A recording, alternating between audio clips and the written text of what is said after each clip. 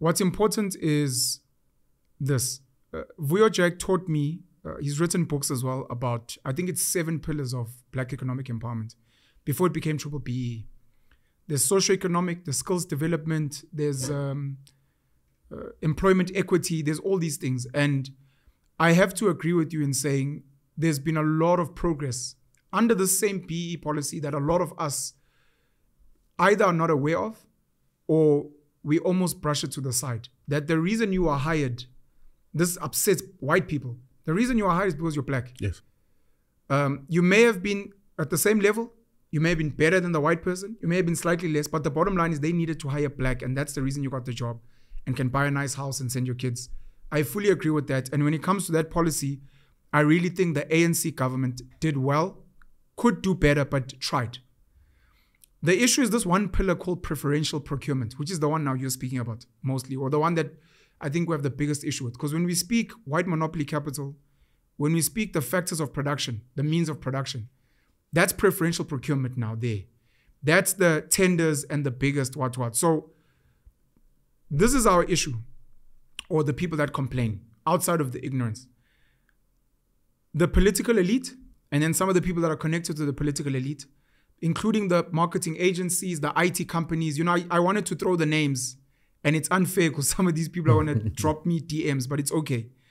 They know themselves. There's marketing companies that make millions because of BE. There are IT companies I know now that initially merged with white companies. Now they stand on their own. I think some of them are listed. There are construction companies. There's a lot of very wealthy Black people. The issue that people have, and the reason why it feels like BE has failed, because it has. Vuyo Jack has said to me, I think over 80% of the value generated, I don't know how many hundreds of billions, at the end of the value chain ends up in the same white hands. The problem is that there's a small group. We can count all of them. You and I can go back and forth. Maybe we can come up with 200 Black people that are rich in this country. But it's still only 200 out of 62 million people or 48 million Black people. And it hasn't done what it's needed to do. And the ANC government is meant to, and this is my criticism, it's meant to come out and say, guys, we had this idea, and this is what we've done. This is how many kids we've put through tertiary that would have never gone there. It's how many Black doctors we have today we would have never had, lawyers, etc. Senior advocate Dalimpofu today, we have to say, has gotten, in the same way Elon Musk makes money because of government tenders in America. This is what we've done. We feel we can do better. They did that with triple BEE. It's still not working. This is where we're wrong. I'm Cyril, I own game farms, they are not telling some of us, we're a small group of middle class that want to vote for other parties. They're not being honest with us. Instead, they still go and they gaslight, if you don't vote for us, you won't get social grants.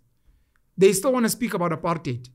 To what you're saying, when you get upset with a person being like, how dare you, after getting BE placements, after getting tenders, after living in a big home in Bryanston, want to complain, the ANC, that person should be someone else, not you. And you're right. I'm saying that group is so small. And not all of us are going to be rich, of course, but it looks like they are not doing the things they're meant to be doing. They are still working with the people we're claiming are a problem. And they're not being honest to us to say, look, we fell short somewhere, but we're also not willing to let go of this privilege that we go or share it with you guys either. I think I don't agree with you there in the aspect that you say there's about 200 people that, it's a number. Sorry. But I want us to keep reflecting on what it is that the papers say. The 44,000. And 44,000, I'm probably 2 years out. Sure. So probably it's actually risen from 44,000. The 44,000 millionaires, US dollar millionaires in this country. Colored and Indian. Yes. The 19,000.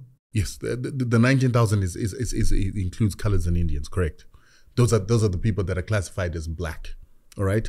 But what I'm trying to argue is that there is a whole lot more Black people in this country that have been empowered and to become multimillionaires. Sure. But those are the guys that are hustling.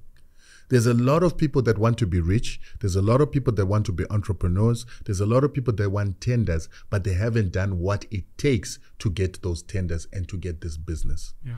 That is why now you've got the issue of foreigners coming into this country, starting spazas, starting service stations, starting businesses. I think you heard in Mpumalanga, there was that guy called Sam, a Zimbabwean boy. Sam Holdings.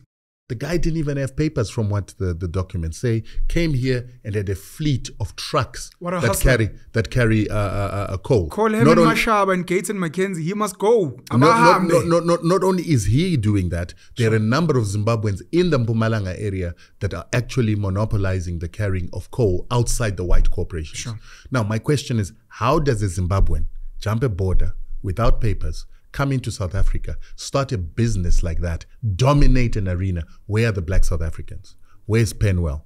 Why are they dominating? How are they dominating? That is what we now need to make. ANC. That's why they benefit. But if the corrupt ANC can so-called corrupt, get corrupted to that extent that a person makes money, where are the black South Africans to be corrupted as well?